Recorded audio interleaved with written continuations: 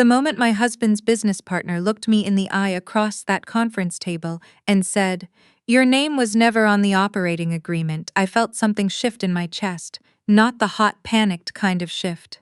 The quiet, cold kind. The kind that happens when you already knew, somewhere deep down, and you're just watching the confirmation arrive.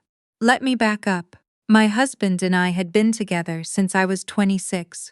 I was working as a financial analyst at a commercial lending firm downtown, and he was trying to get his custom furniture business off the ground. He had talent, real, undeniable talent. He could look at a raw slab of walnut and see a dining table that would last 3 generations. What he couldn't do was run a spreadsheet to save his life, negotiate a supplier contract, or figure out why his cash flow was bleeding out every quarter despite decent sales numbers. So I helped.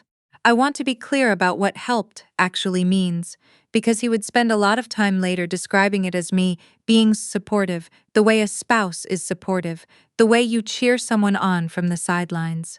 That is not what I did. I restructured his entire supplier payment schedule to stop the bleeding. I personally guaranteed the $180,000 SBA loan that let him move out of his garage and into a real workshop in the Pearl District. I negotiated the lease on that workshop, 3,200 square feet, 5-year term, below market rate because I had a relationship with the property management company through my firm.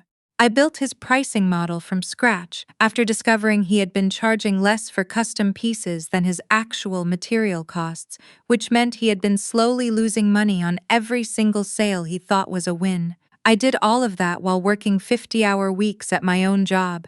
For 3 years, I poured my salary, my expertise, and my professional reputation into a business that had my husband's name on the door.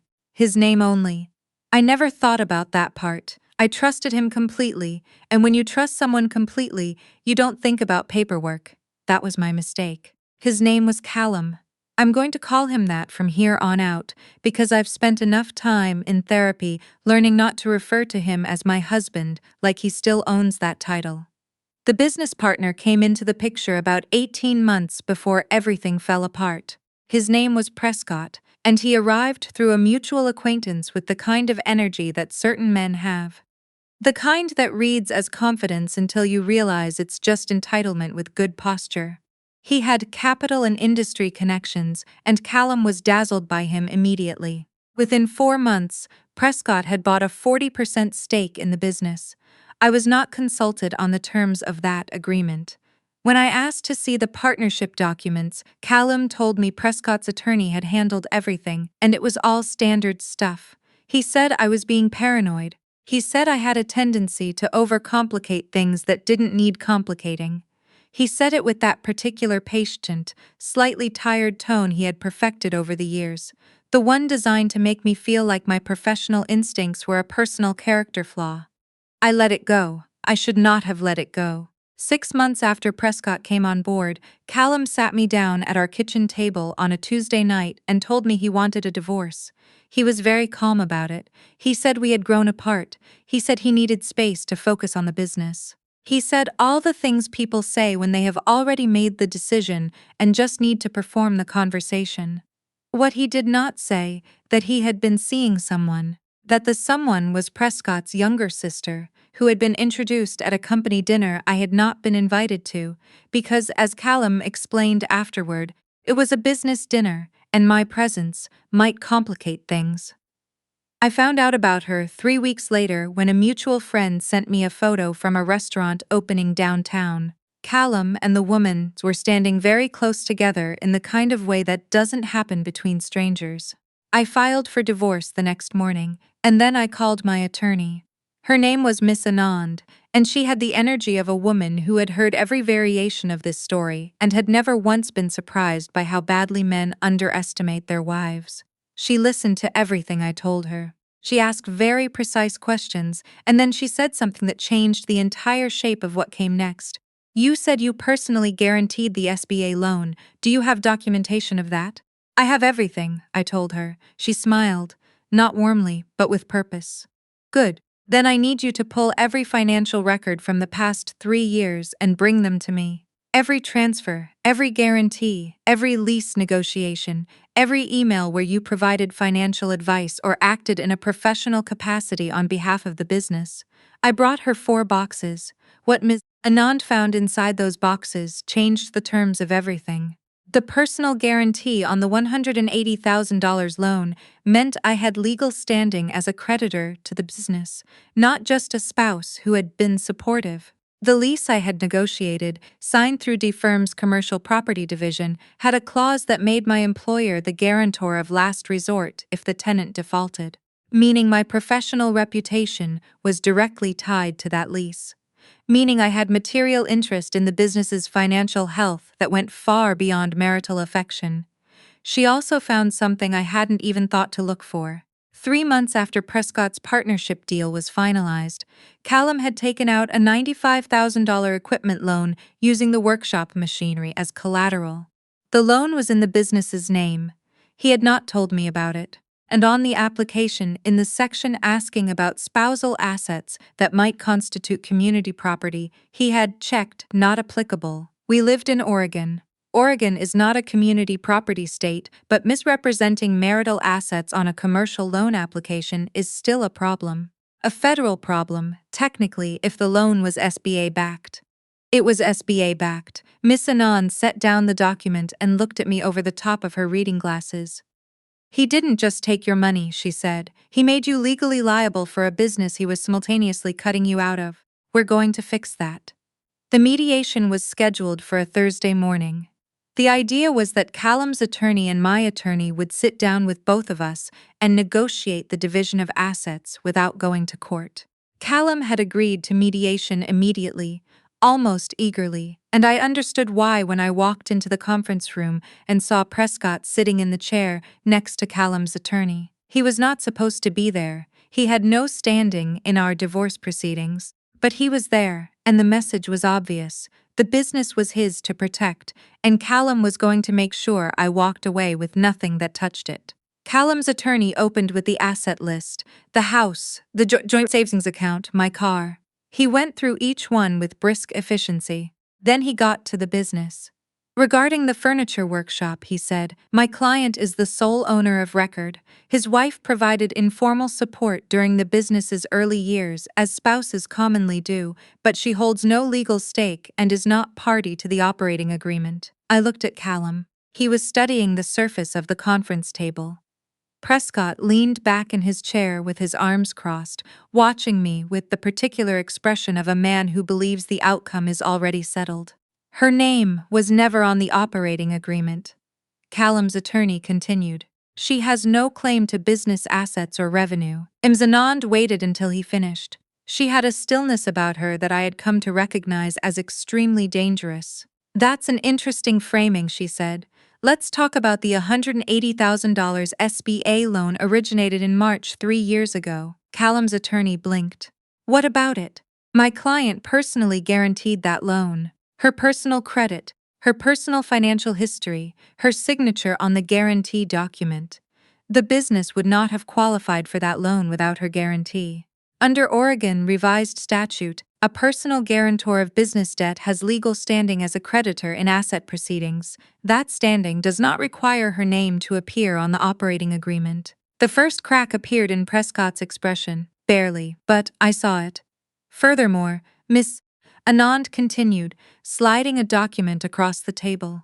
My client negotiated the commercial lease on the workshop property through her employer's commercial real estate division. That lease contains a personal performance clause that makes her employer, and by extension, my client's professional license and employment, liable in the event of tenant default.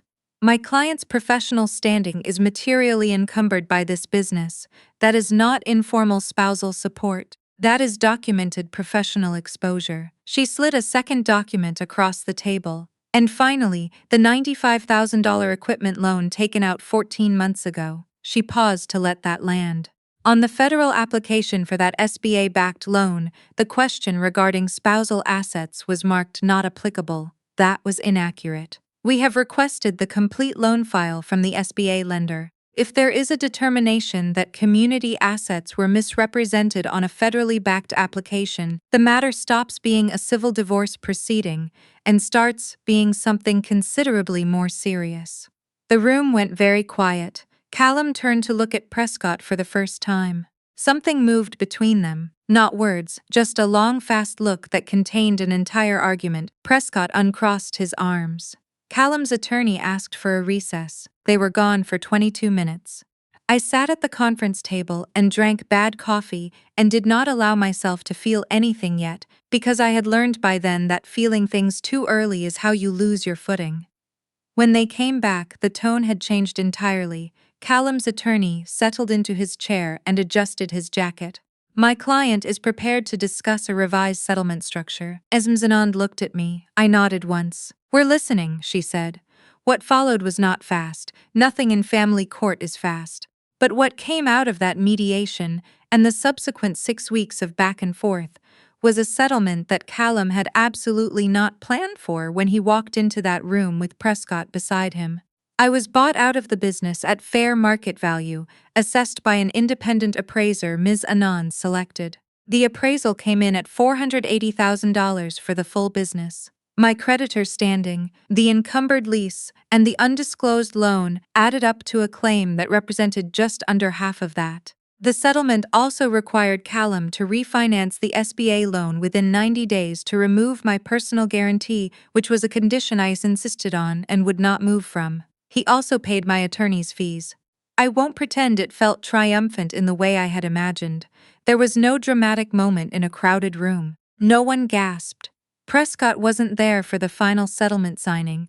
Just Callum, looking depleted in an office chair, and his attorney, who had stopped making eye contact with me sometime around the 3rd week of negotiations. Callum signed the documents without speaking.